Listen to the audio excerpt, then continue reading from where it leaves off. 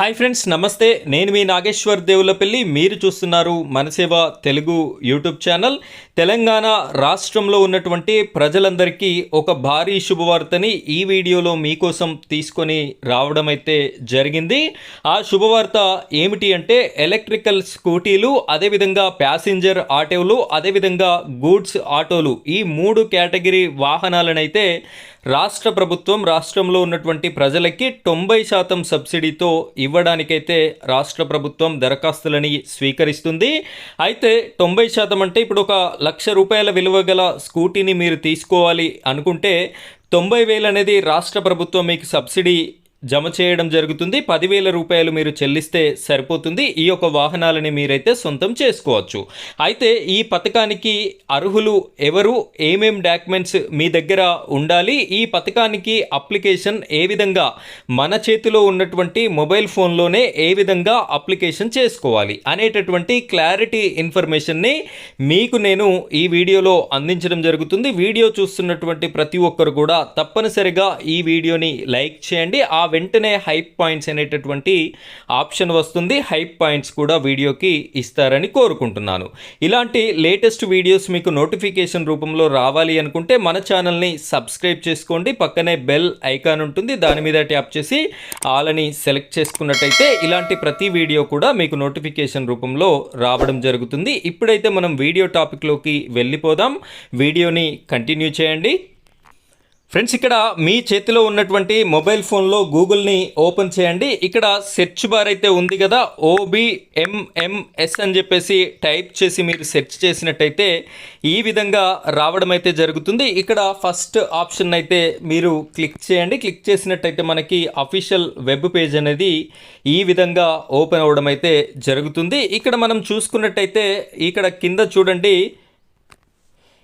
Economic support scheme registration form SC corporation అని చెప్పేసి మనకి ఇక్కడ కనిపిస్తుంది. రిజిస్ట్రేషన్ విల్ క్లోజ్ 2/4/2026 ఏప్రిల్ 2వ తారీఖు వరకు కూడా అవకాశం అయితే ఉంది.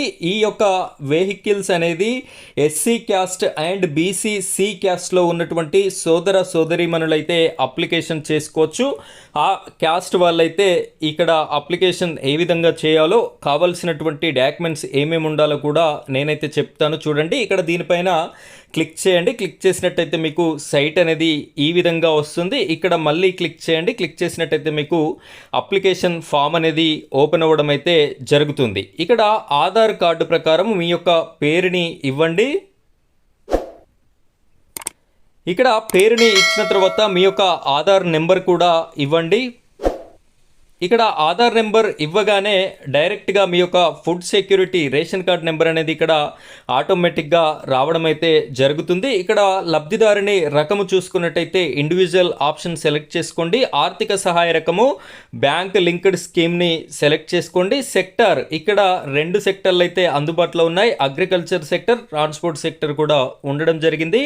నేను ట్రాన్స్పోర్ట్ సెక్టర్ని సెలెక్ట్ చేసుకుంటున్నాను. ఇందులో మీకు స్కీమ్ పైన క్లిక్ చేసినట్టయితే 3 వీలర్ గూడ్స్ వెహికల్ కావాలా, 3 వీలర్ ప్యాసింజర్ వెహికల్ కావాలా, 2 వీలర్ వెహికల్ కావాలా అని చెప్పేసి అడుగుతుంది. మీరు ఏది కావాలి అనుకుంటే దానిపైన క్లిక్ చేయండి. దాని యొక్క యూనిట్ కాస్ట్ విలువ అనేది కూడా మనకి ఇక్కడ రావడం జరుగుతుంది. ఈ విధంగా వచ్చిన తర్వాత ఇక్కడ గో అనేటటువంటి ఆప్షన్ ఉంది. దీనిపైన మీరు క్లిక్ చేసుకున్నట్టయితే మీకు మరలా ఒక పేజ్ అనేది ఓపెన్ కావడం అయితే జరుగుతుంది. ఈ యొక్క పేజ్ని కూడా మీరు సరి అయినటువంటి పద్ధతిలో ఇక్కడ మీ యొక్క ఇన్కమ్ క్యాస్ట్ సర్టిఫికెట్ నెంబర్ అడుగుతుంది, అదేవిధంగా క్యాస్ట్ సర్టిఫికెట్ నెంబర్ అడుగుతుంది, పాన్ కార్డ్ అడుగుతుంది, డ్రైవింగ్ లైసెన్స్ నెంబర్ అడుగుతుంది, డ్రైవింగ్ లైసెన్స్ ఫోటోని కూడా అప్లోడ్ చేయాల్సి ఉంటుంది. అదేవిధంగా ఇవన్నీ కూడా ఇచ్చేసి మీరైతే ఇక్కడ బ్యాంక్ డీటెయిల్స్ కూడా ఇవ్వాలి. మీ యొక్క బ్యాంక్ ఎక్కడ ఉంది, IFSC కోడ్, మీ యొక్క అకౌంట్ నెంబర్, దానికి సంబంధించినటువంటి ప్రతి ఇన్ఫర్మేషన్ అనేది ఈ విధంగా ఇచ్చిన తర్వాత ఇక్కడ అప్లోడ్ చేయాల్సినటువంటి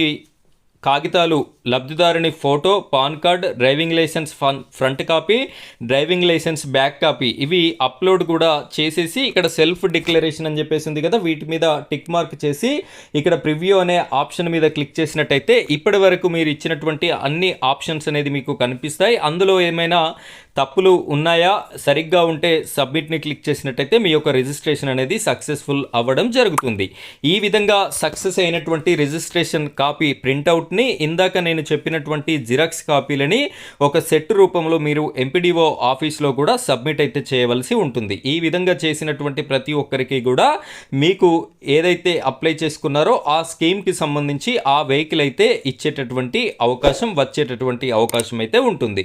ఫ్రెండ్స్, ఇది ఈరోజు టాపిక్. ఇలాంటి లేటెస్ట్ అప్డేట్స్ కోసం మీరు మన ఛానల్ని సబ్స్క్రైబ్ చేసుకొని సపోర్ట్ చేయండి. Thank you friends, thank you very much.